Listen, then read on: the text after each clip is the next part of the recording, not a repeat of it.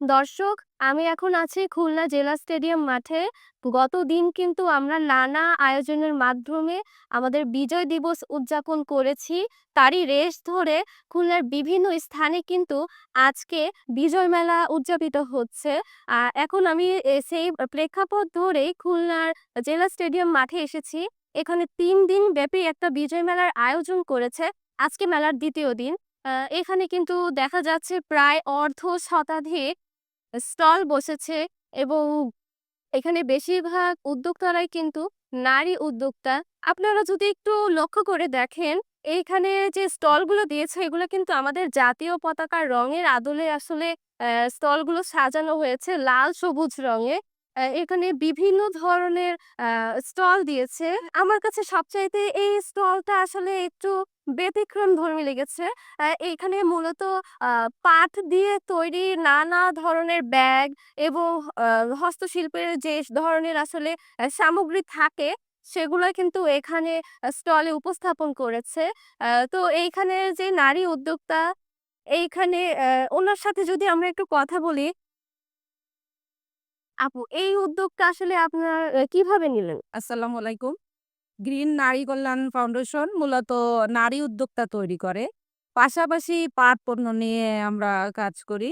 পাট হচ্ছে আমাদের দেশে যেহেতু প্লাস্টিকের জন্য আমাদের জলবায়ুর উপর প্রভাব ফেলছে, আমাদের ভারসাম্য নষ্ট হয়ে যাচ্ছে। এজন্য পাট নিয়ে আমরা পাট সর্বত্র ছড়িয়ে দেওয়ার চেষ্টা করছি যাতে মানুষ এই পাট ব্যবহার করার ফলে আমরা প্লাস্টিককে বর্জন করতে পারি। এবং সেই লক্ষ্যকে সামনে রেখে আমরা কাজ করে যাচ্ছি। আমরা চেষ্টা চালিয়ে যাচ্ছি। আশা করি সরকার আমাদের সঙ্গে অ্যা এগিয়ে যাবে এবং বিশ্বে আমাদের নাম এভাবেই আমরা বিশ্বে আমাদের বুকে বাংলাদেশকে দেখতে পাবো।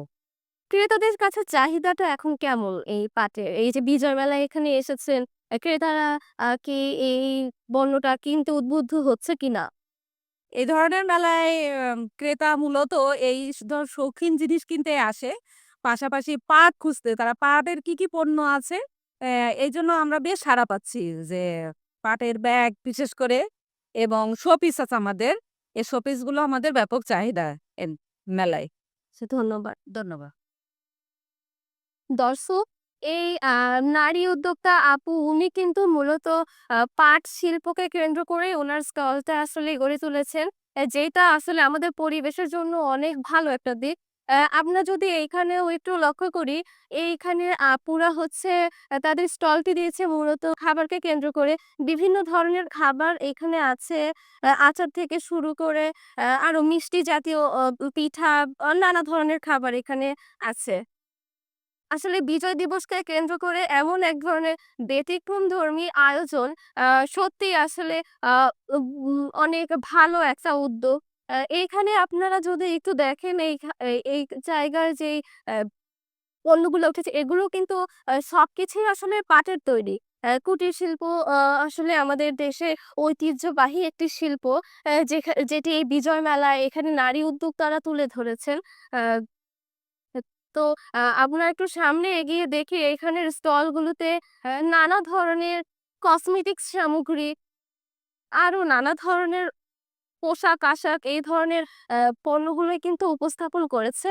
আ এইখানের আমরা যদি দেখতে পাই এখানে কিন্তু হস্তশিল্পর প্রতি একটা আ উৎস আ খেয়াল করা যায়। আপুর সাথে যদি একটু কথা বলি, আপু এইটা কি আপনি নিজে বানিয়ে এনেছেন? নিজে। আচ্ছা, এই ক্রেতাদের কাছে এটা চাহিদা কেমন? চাহিদা ভালো আলহামদুলিল্লাহ মাশাআল্লাহ। আ এ এখানে বিক্রি কেমন হচ্ছে? কি ভালো হচ্ছে। আচ্ছা। আম দর্শক, এই জায়গায় যে আপনারা আ আসলে আপনারা যে শিল্পটা দেখতে পাচ্ছেন, এটা আমাদের দেশের ঐতিহ্যকে ধারণ করেছে। আসলে বিজয় মেলার এই ধরনের উদ্যোগ আমাদের সাধারণ জনগণের কাছে অনেক আসলে ভালো লাগার একটা বিষয়। আপনারা যদি দেখেন এখন কিন্তু গত দিনের তুলনায় আজকে ভিড় কিছুটা কম। কিন্তু আস্তে, আস্তে কিন্তু জনসমাগম অনেক বাড়ছে এবং ক্রেতারাও কিন্তু বেশ উৎসাহ নিয়ে এখানে এসে পণ্য ক্রয় করছে। আপনারা যদি দেখেন এই জায়গায় যে এটা কিন্তু একটা একজন নারী উদ্যোক্তা তার পোশাক শিল্পকে কেন্দ্র করে এখানে নানা ধরনের নারী কেন্দ্রিক বিভিন্ন ধরনের পোশাক নিয়ে এসেছেন। বিজয় মেলার মাধ্যমে কিন্তু নারী উদ্যোক্তারা আ একদম ক্রেতাদের সাথে সরাসরি যোগাযোগ করে তাদের পণ্যটাকে জনসাধারণের কাছে আ জনসাধারণের কাছে আসলে তুলে ধরতে পারছেন। আমরা এইখানে যদি একটু দেখি এইটা কিন্তু একটা ছোট্ট বইয়ের স্টল। নানা ধরনের বই এখানে আছে এবং শিশু-কিশোররা কিন্তু সবচাইতে বেশি আগ্রহী বই নিতে। বাচ্চারা কিন্তু এখানে আপনারা দেখতে পাচ্ছেন বিভিন্ন ধরনের বই নিচ্ছে। আ বিশেষ করে মুক্তিযুদ্ধ ভিত্তিক বইগুলা এখানে সবচাইতে বেশি। আ যেহেতু বিজয় দিবসকে কেন্দ্র করে মুক্তিযুদ্ধ বিষয়ক বইগুলো বেশি নিয়ে আসছেন। তো আমরা যদি এখানে ছোট্ট এই শিশুর সাথে একটু কথা বলি, আ তুমি কাদের সাথে এসেছো? আমি আমার আম্মুর সাথে এসেছি। কেমন লাগছে বিজয় মেলায় এসে? ভালো। কি বই নিচ্ছ? গিটার। তো দর্শক, এখানে আমরা আরেকজন ক্রেতার সাথে একটু কথা বলি। আ আপু আপনি কি বই নিচ্ছেন মূলত এখান আপু আমি এখান থেকে মুক্তিযুদ্ধের বই দেখতেছি।